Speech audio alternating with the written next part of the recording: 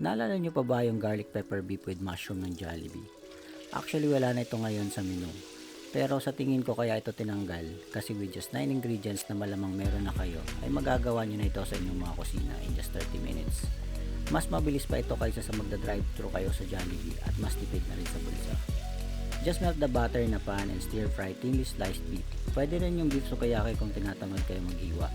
Lagyan ng bawang, sauteed until golden brown. Timpla ng toyo at oyster sauce. Haluin at lagyan ng brown sugar, then set aside after 2 minutes.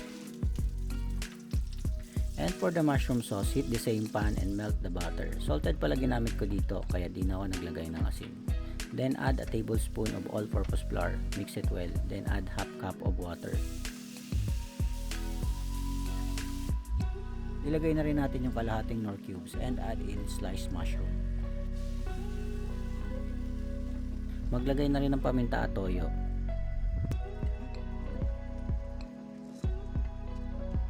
Add in toasted garlic at teaspoon of brown sugar.